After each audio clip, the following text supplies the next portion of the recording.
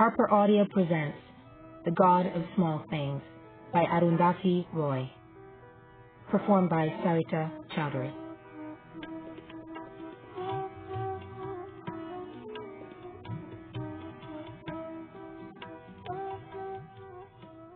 May in Yemen is a hot, brooding month. The days are long and humid. The river shrinks and black froth gorge on bright mangoes in still dusk green trees. Red bananas ripen. Jackfruits burst. Dissolute blue bottles hum vacuously in the fruity air. Then they stun themselves against clear window panes and die, fatly baffled in the sun. The nights are clear, but suffused with sloth and sullen expectation. But by early June, the southwest monsoon breaks, and there are 3 months of wind and water with short spells of sharp, glittering sunshine that thrill children snatched to play with. The countryside turns an immodest green. Boundaries blur as tapioca fences take root and bloom. Brick walls turn moss green. Pepper vines snake up electric poles. Wild creepers burst through laterite banks and spill across the flooded roads. Boats ply in the bazaars, and small fish appear in the puddles that fill the PWD potholes on the highways. It was raining when Rahel came back to Yemen. Slanting silver ropes slammed into loose earth, plowing it up like gunfire. The house itself looked empty. The doors and windows were locked. The front veranda bare. But the sky blue Plymouth with chrome tail fins was still parked outside, and inside, baby Kochima was still alive. She was Rahel's baby grandaunt, her grandfather's younger sister. Her name was really Navomi Ipe, but everybody called her baby. Rahel hadn't come to see her, though. Neither niece nor baby grandaunt labored under any illusions on that account. Rahel had come to see her brother Esta. They were two-egg twins, dizygotic, doctors called them, born from separate but simultaneously fertilized eggs. Esteban, was the older by 18 minutes. They never did look like each other, Esta and Rahel. The confusion lay in a deeper, more secret place. In those early amorphous years when memory had only just begun, when life was full of beginnings and no ends, and everything was forever, Esteban and Rahel thought of themselves together as me, and separately, individually, as we or us. Now, these years later, Rahel has a memory of waking up one night, giggling at Esta's funny dream. She has other memories, too, that she has no right to have. She remembers, for instance, though she hadn't been there, what the orange drink, lemon drink man did to Esta in Abilash Toki's.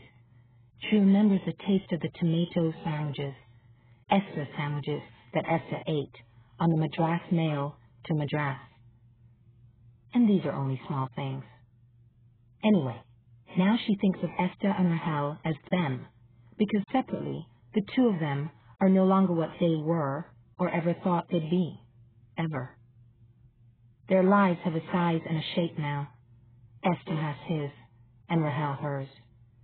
Edges, borders, boundaries, brinks and limits have appeared like a team of trolls on their separate horizons. Gentle half-moons have gathered under their eyes, and they are as old as Amu was when she died, 31.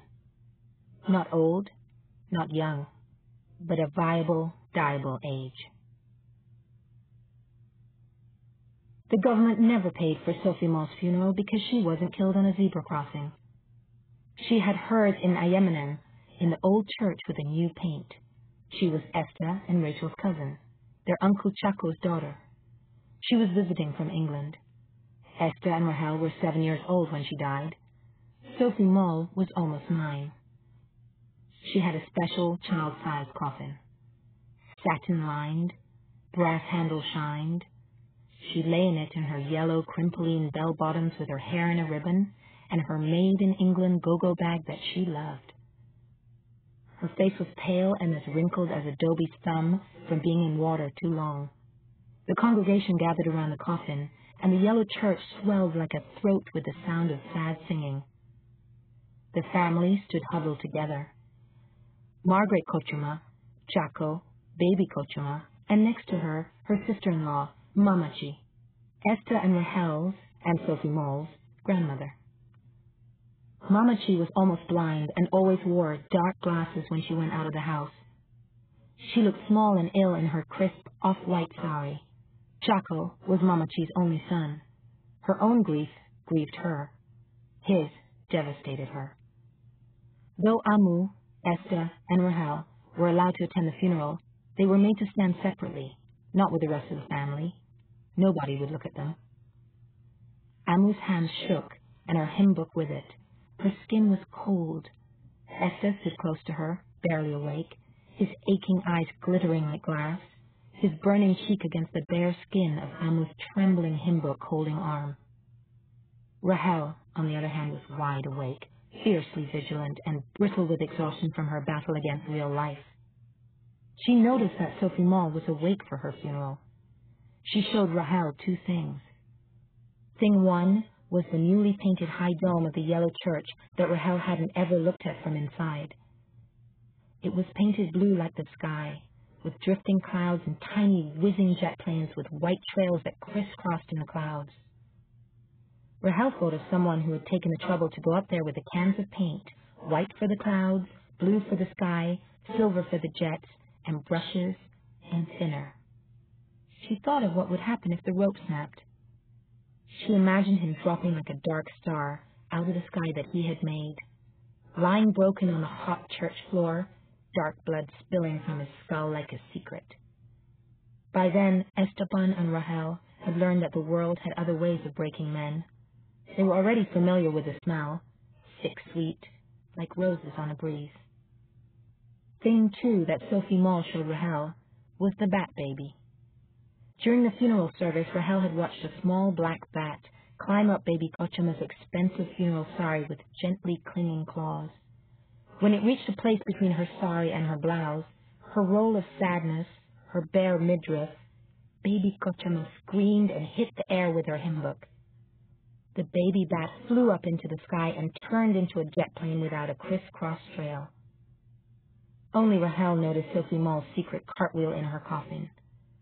On her tombstone it said, "A sunbeam lent to us too briefly."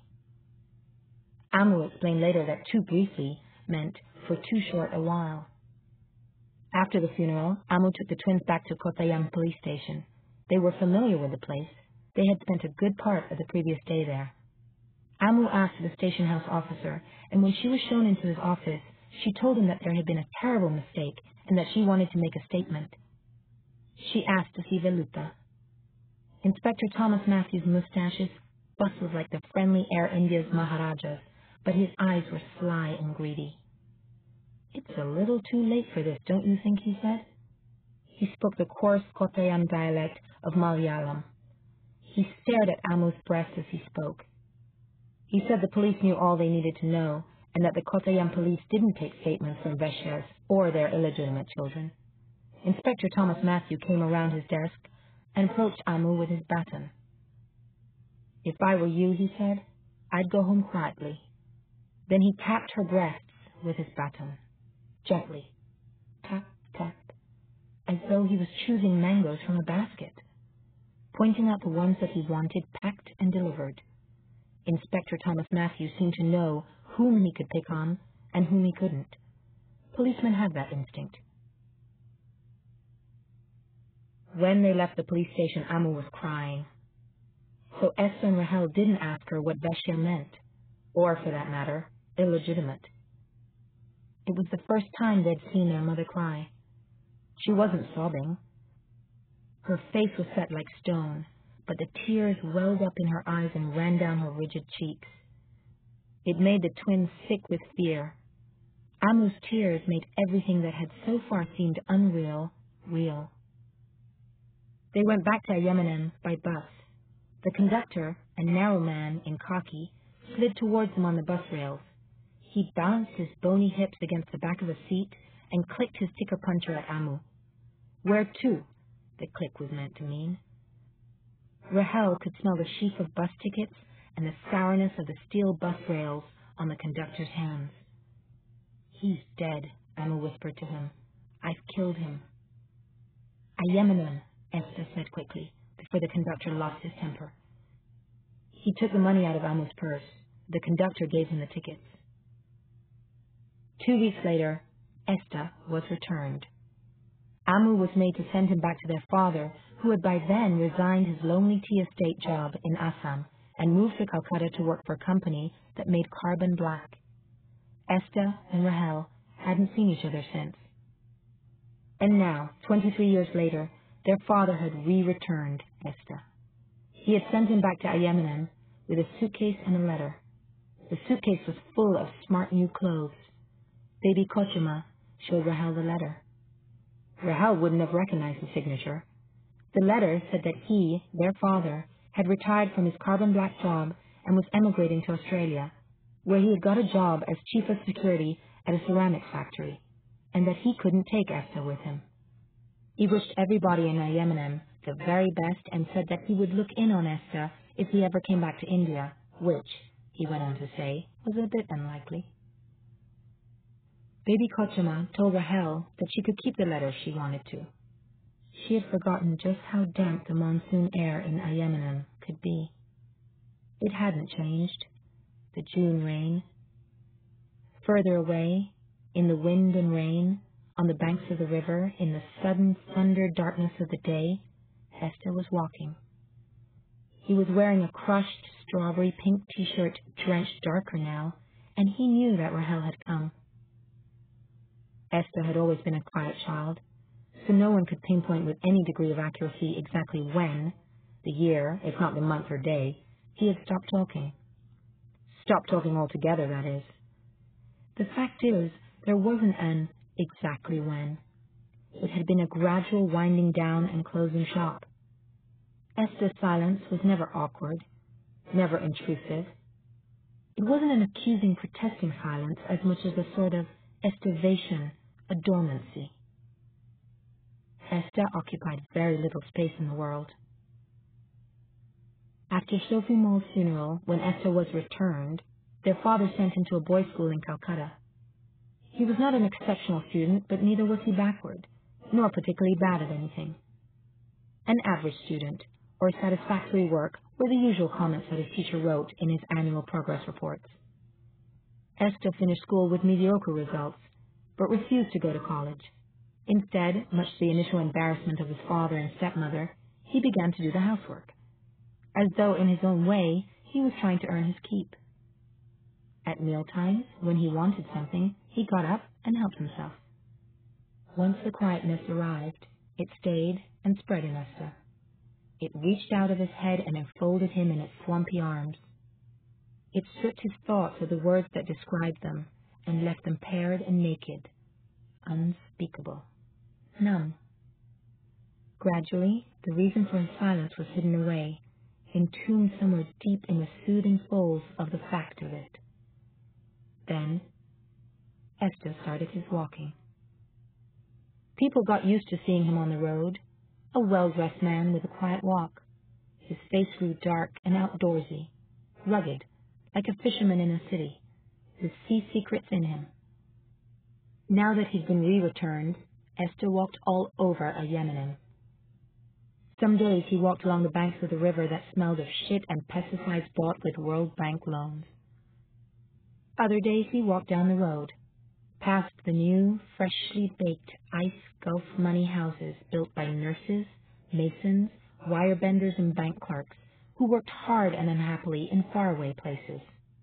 Past the resentful older houses, tinged green with envy, cowering in their private driveways among their private rubber trees, each a tottering fiefdom with an epic of its own. He walked past the village school that his great-grandfather built for untouchable children, past Sophie Moll's yellow church. Sometimes Esther walked past Lucky Press, old comrade K&M Pilla's printing press. Once, the Ayemanem office of the Communist Party, where midnight study meetings were held and pamphlets with rousing lyrics of Marxist party songs were printed and distributed. The flag that fluttered on the roof had grown limp and old. The red had bled away. Comrade Pilla himself came out in the mornings in a graying Airtex vest, his ball silhouetted against his soft white mundu. If Comrade Pilla was outside his house oiling himself when Esther walked past, he made it a point to greet him. "Estamon," he would call out in his high, piping voice, frayed and fibrous now like sugarcane stripped off its bark. "Good morning. Your daily constitutional?" Esther would walk past, not rude, not polite, just quiet. Though his part in the whole thing had by no means been a small one, Comrade Pilla didn't hold himself in any way personally responsible for what had happened. He dismissed the whole business as the inevitable consequence of necessary politics, the old omelette and eggs thing. But then, Comrade K.N.N. Pilla was essentially a political man, a professional omeletier. He was the first person in Yemenem to hear of Rahel's return. The news didn't perturb him as much as excite his curiosity. He wondered what had brought her back after all these years. It had been quiet in Esther's head until Rahel came, but with her she had brought the sound of passing trains, and light and shade that falls on you if you have a window seat. The world, locked out for years, suddenly flooded in, and now Esther couldn't hear himself for the noise. Baby Cosima and Kochu Maria, the vinegar-hearted, short-tempered midget cook, were the only people left in the Yemenem house when Esther was re-returned. Mamachi, their grandmother, was dead. Chaco lived in Canada now and ran an unsuccessful antiques business. As for Rahel, after Amu died, Rahel drifted. From school to school, she spent her holidays in Yemenem, largely ignored by Chaco and Mamachi, and largely ignoring baby Kochima. In matters related to the raising of Rahel, Chaco and Mamachi tried, but couldn't. They provided the care, food, clothes, fees, but withdrew the concern. The loss of Sophie Mall stepped softly around their Yemenem house like a quiet thing in socks. It hid in books and food, in Mamachi's violin case. It is curious how sometimes the memory of death lives on for so much longer than the memory of the life that it purloined. Over the years, as the memory of Sophie Mall slowly faded, the loss of Sophie Mall grew robust and alive. It was always there, like a fruit in season, every season, as permanent as a government job. It ushered Rahel through childhood, from school to school to school, into womanhood. In each of the schools she went to, the teachers noted that she, A, was an extremely polite child, B, had no friends. It appeared to be a civil, solitary form of corruption, and for this very reason they all agreed, savoring their teacherly disapproval, touching it with their tongues, sucking it like a sweet, all the more serious. Oddly, neglect seemed to have resulted in an accidental release of the spirit. Rahel grew up without a brief, without anybody to arrange a marriage for her, without anybody who would pay her a dowry, and therefore without an obligatory husband looming on her horizon. So as long as she wasn't noisy about it, she remained free to make her own inquiries into life and how it ought to be lived. When she finished school, she won admission into a mediocre college of architecture in Delhi. She just happened to take the entrance exam and happened to get through. She spent 8 years in college without finishing the 5-year undergraduate course and taking her degree. The fees were low, and it wasn't hard to scratch out a living, staying in the hostel, eating in the subsidized student mess, rarely going to class, working instead as a draftsman in gloomy architectural firms that exploited cheap student labor to render their presentation drawings and to blame when things went wrong. The other students, particularly the boys, were intimidated by Rahel's waywardness and almost fierce lack of ambition. They left her alone. She occasionally wrote to Chaco and Mamachi, but never returned to Yemenem. Not when Mamachi died, not when Chaco immigrated to Canada. It was while she was at the College of Architecture that she met Larry McCaslin, who was in Delhi collecting material for his doctoral thesis on energy efficiency in vernacular architecture. There goes the jazz tune, Larry McCaslin thought to himself, and followed her into a bookshop where neither of them looked at books. Rahel drifted into marriage like a passenger drifts towards an unoccupied chair in an airport lounge. She returned with him to Boston. When Larry held his wife in his arms, her cheek against his heart, he was tall enough to see the top of her head, the dark tumble of her hair. He held her as though she was a gift, given to him in love, something still and small and bearably precious. But when they made love, he was offended by her eyes. They behaved as though they belonged to someone else, someone watching, looking out of the window at the sea, at a boat in the river, or a passerby in the mist in a hat. He was exasperated because he didn't know what that look meant. He put it somewhere between indifference and despair. He didn't know that in some places, like the country that Rahel came from, various kinds of despair competed for primacy, and that personal despair could never be desperate enough. That something happened when personal turmoil dropped by at the wayside shrine of the vast, violent, circling, driving, ridiculous, insane, unfeasible public turmoil of a nation. That big God howled like a hot wind and demanded obeisance. Then small God, cozy and contained, private and limited, came away cauterized, laughing numbly at his own temerity. Inured by the confirmation of his own inconsequence, he became resilient and truly indifferent. Nothing mattered much. Nothing much mattered. And the less it mattered, the less it mattered. It was never important enough, because worse things had happened. In the country that she came from, poised forever between the terror of war and the horror of peace, worse things kept happening. So small God laughed a hollow laugh and skipped away cheerfully.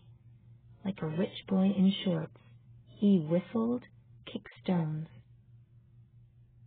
The source of his brittle elation was the relative smallness of his misfortune.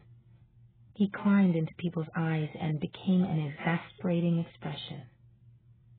What Larry McCaslin saw in Rahel's eyes was not despair at all, but a sort of enforced optimism, and a hollow where Esther's words had been.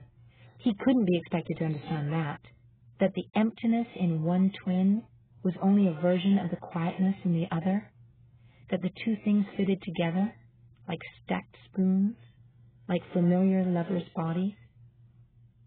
After they were divorced, Rahel worked for a few months as a waitress in an Indian restaurant in New York, and then for several years as a night clerk in a bulletproof cabin at a gas station outside Washington, where drunks occasionally vomited into the till, and pimps propositioned her with more lucrative job offers. Then baby Kochima wrote to say that Esther had been re-returned. Rahel gave up her job at the gas station and left America gladly, to return to Yemen, to Esther in the rain. In the old house on the hill, baby Kochima sat at the dining table rubbing the thick, frothy bitterness out of an elderly cucumber. She worked on the cucumber with an air of barely concealed triumph. She was delighted that Esther had not spoken to Rahel, that he had looked at her and walked straight past, into the rain, as he did with everyone else. She was 83. Her eyes spread like butter behind her thick glasses. "I told you, didn't I?" she said to Rahel. "What did you expect? Special treatment? He's lost his mind, I'm telling you. He doesn't recognize people anymore. What did you think?" Rahel said nothing. She could feel the rhythm of Esther's rocking and the wetness of rain on his skin. She could hear the raucous, scrambled world inside his head. Baby Kochima looked up at Rahel uneasily. Already she regretted having written to her about Esther's return. But then, what else could she have done? Had him on her hands for the rest of her life? Why should she? He wasn't her responsibility. Or was he?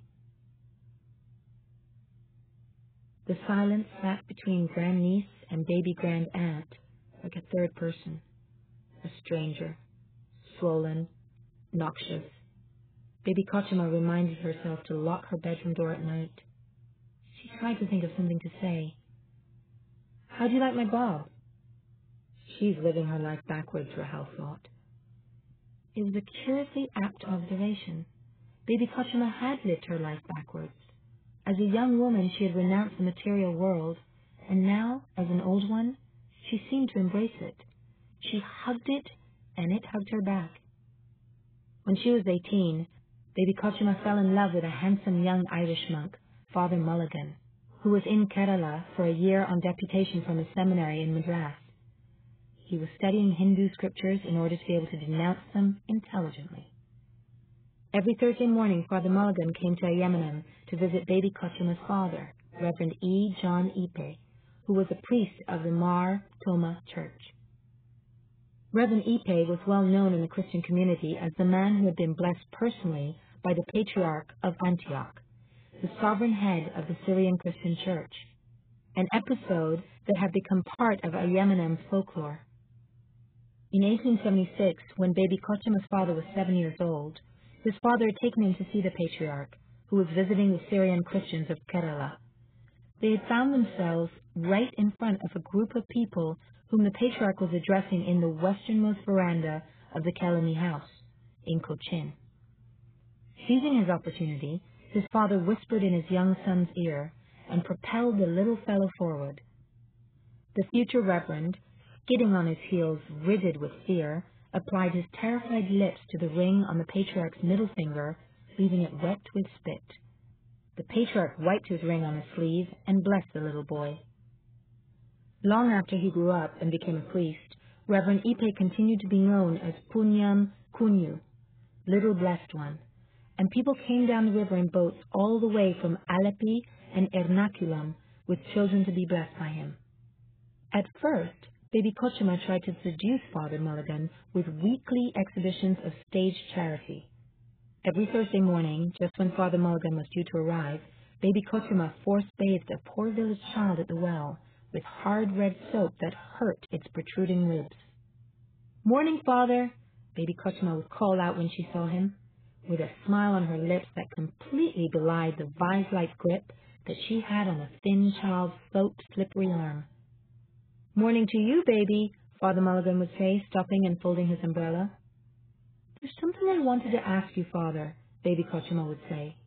In 1 Corinthians chapter 10, verse 23, it says, "All things are lawful unto me, but all things are not expedient." Father, how can all things be lawful unto him? I mean, I can understand if some things are lawful unto him, but every Thursday, undaunted by the merciless midday sun, they would stand there by the well, the young girl and the intrepid Jesuit, both quaking with unchristian passion, using the Bible as a ruse to be with each other. A whole year of Thursdays went by. Eventually, the time came for Father Mulligan to return to Madras. Since charity had not produced any tangible results, the distraught young Baby Kochima invested all her hope in faith. Displaying a stubborn single-mindedness, Baby Kochima defied her father's wishes and became a Roman Catholic. With special dispensation from the Vatican, she took her vows and entered a convent in Madras as a trainee novice. She hoped somehow this would provide her with legitimate occasion to be with Father Mulligan. She pictured them together in dark, sepulchral rooms with heavy velvet drapes, discussing theology. That was all she wanted, all she ever dared to hope for. Very quickly, she realized the futility of this endeavor. She found that the senior sisters monopolized the priests and bishops with biblical doubts more sophisticated than hers would ever be, and that it might be years before she got anywhere near Father Mulligan. She grew restless and unhappy in the convent.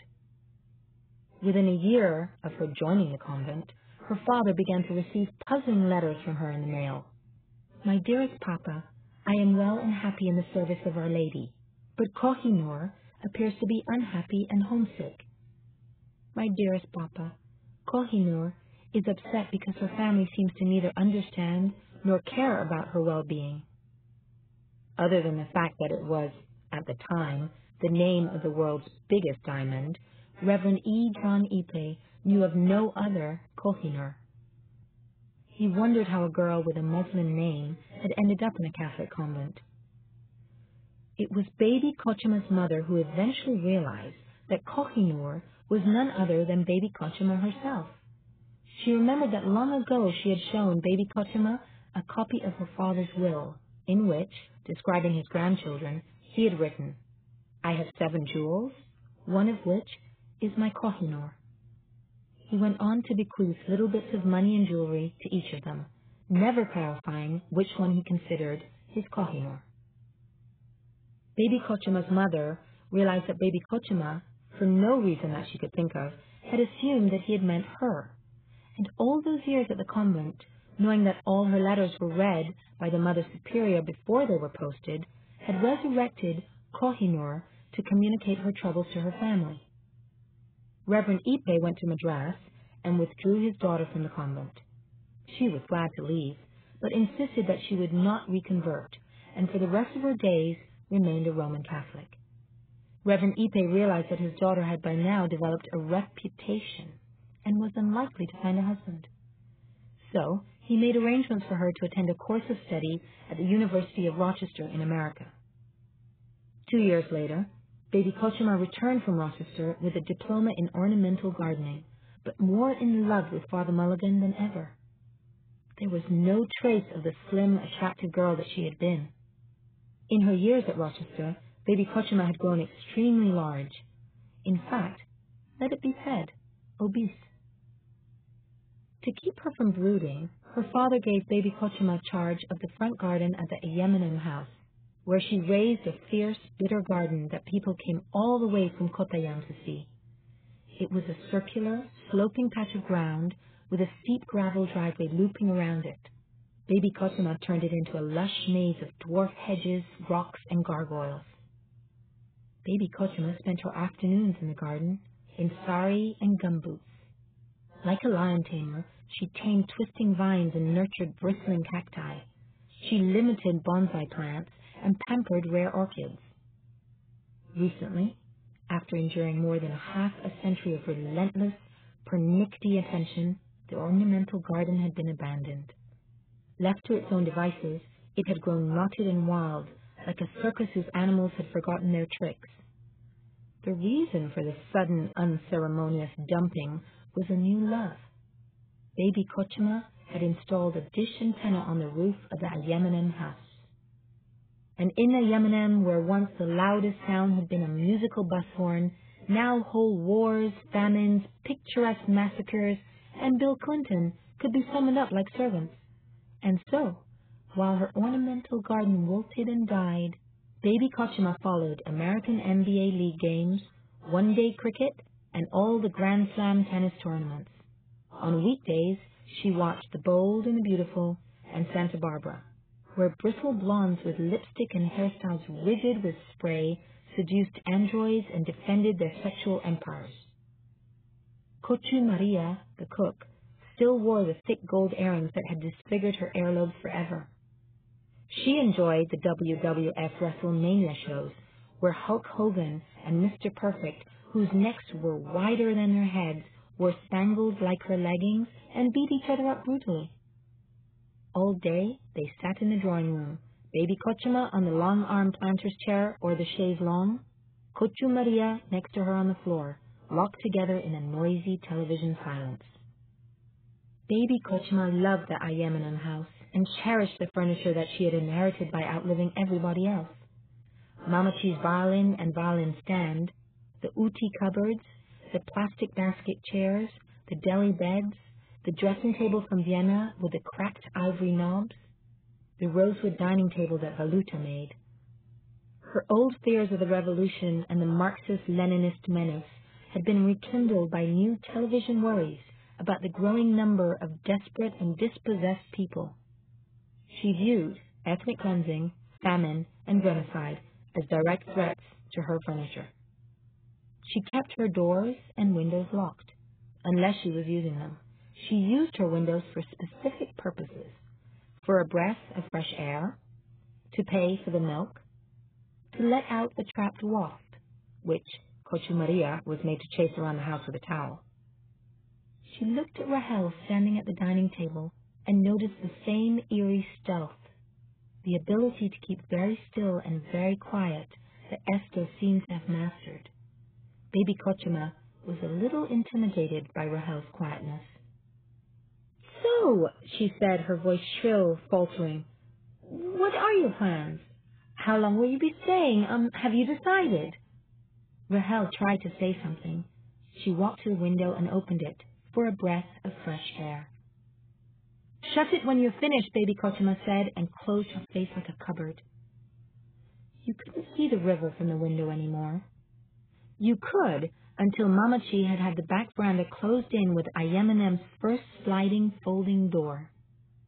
The oil portraits of Reverend E. John Ipe and Aliyuti Amachi, Esther and Rahel's great-grandparents, were taken down from the back veranda and put up in the front one. They hung there now, the little blessed one and his wife, on either side of the stuffed, mounted bison head. Reverend Ipe smiled his confident ancestor smile out across the road instead of the river. Aliyuti Amachi looked more hesitant, as though she would have liked to turn around but couldn't. With her eyes, she looked in the direction that her husband looked. With her heart, she looked away. Her heavy, dull gold kunuku earrings, tokens of the little blessed one's goodness, that stretched her earlobes and hung all the way down to her shoulders. Though you couldn't see the river from the house anymore, like a seashell always has a sea sense, the Ayeminem house still had a river sense. A rushing, rolling, fish-swimming sense.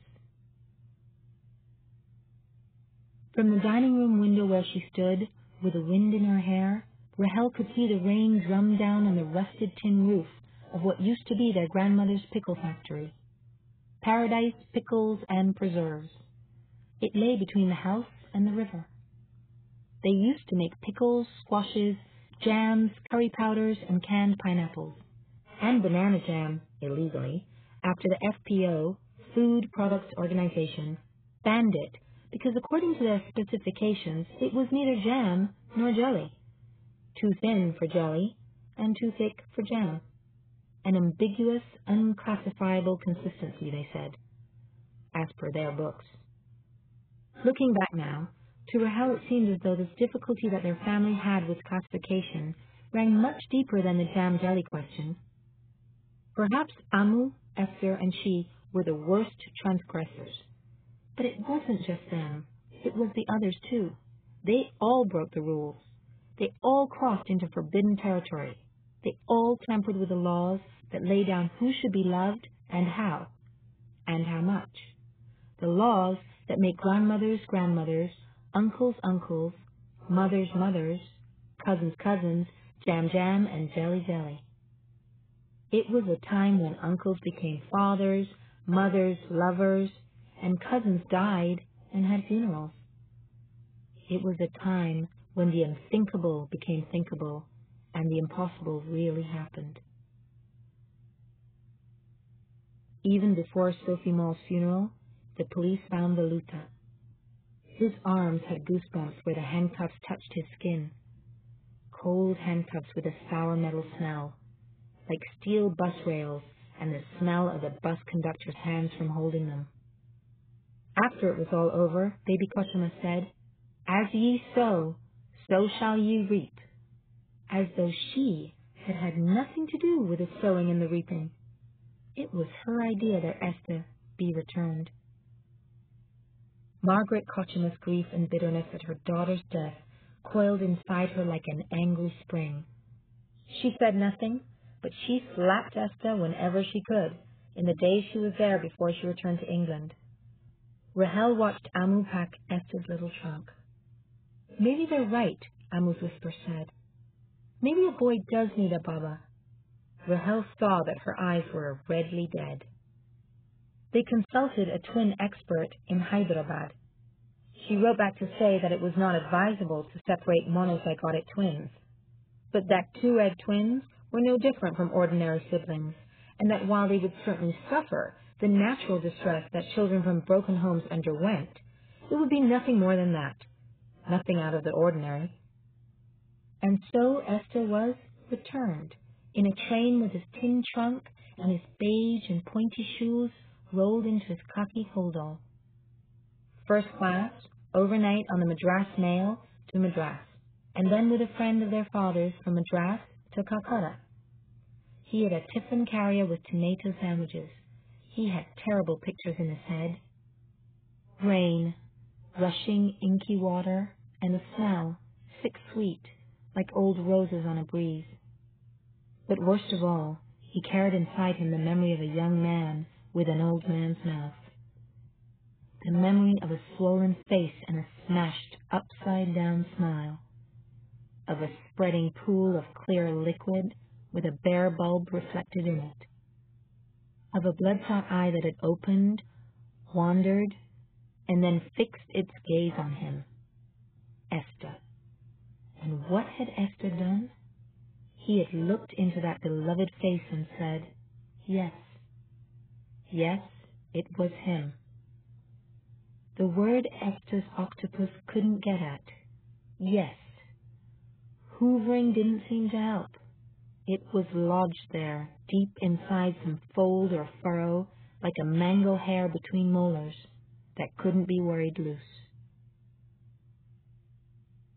In a purely practical sense, it would probably be correct to say that it all began when Sophie Mall came to Yemen. Perhaps it's true that things can change in a day, that a few dozen hours can affect the outcome of whole lifetimes, and that when they do, those few dozen hours, like the salvage remains of a burned house, the charred clock, the singed photograph, the scorched furniture, must be resurrected from the ruins and examined, preserved, accounted for. Little events, ordinary things, smashed and reconstituted, imbued with new meaning. Suddenly, they become the bleached bones of a story. Still, to say that it all began when Sophie Mall came to Yemen is only one way of looking at it. Equally, it could be argued that it actually began thousands of years ago, long before the Marxists came, before the British took Malabar, before the Dutch ascendancy, before Vasco da Gama arrived, before the Zamorin's conquest of Calicut. It could be argued that it began long before Christianity arrived in a boat and seeped into Kerala like tea from a tea bag. That it really began in the days when the love laws were made, the laws that laid down who should be loved and how much. It was a sky blue day in December 1969. It was the kind of time in the life of a family when something happens to nudge its hidden morality from its resting place and make it bubble to the surface and float for a while, in clear view for everyone to see. A sky-blue Plymouth, with the sun in its tail fins, sped past young rice fields and old rubber trees on its way to Cochin. The Plymouth used to belong to Papachi, Rahel and Esther's grandfather. Now that he was dead, it belonged to Mamachi, their grandmother. And Rahel and Esther were on their way to Cochin to see the sound of music for the third time. They knew all the songs. After that, they were all going to stay at Hotel Sea Queen with the old food smell. Bookings had been made. Early next morning, they would go to Cochin Airport to pick up Chaco's ex-wife, their English aunt, Margaret Kochama, and their cousin, Sophie Mole, who were coming from London to spend Christmas at Yemen. Earlier that year, Margaret Kochama's second husband, Joe, had been killed in a car accident. When Chaco heard about the accident, he invited them to Yemen. He said that he couldn't bear to think of them spending a lonely, desolate Christmas in England, in a house full of memories. Amu said that Chaco had never stopped loving Margaret Kochama. Mamachi disagreed. She liked to believe that he had never loved her in the first place. Rahel and Esther had never met Sophie Mole. They'd heard a lot about her, though, that last week. From baby Kochama, from Kuchu Maria, and even Mamachi. None of them had met her either, but they all behaved as though they already knew her. It had been the "What will Sophie Mole think?" week. That whole week, Baby Kochima eavesdropped relentlessly on the twins' private conversations, and whenever she caught them speaking in Malayalam, she levied a small fine which was deducted at source from their pocket money. She made them write lines, impositions she called them. I will always speak in English. I will always speak in English. 100 times each. When they were done, she scored them out with her red pen to make sure that old lines were not recycled for new punishments.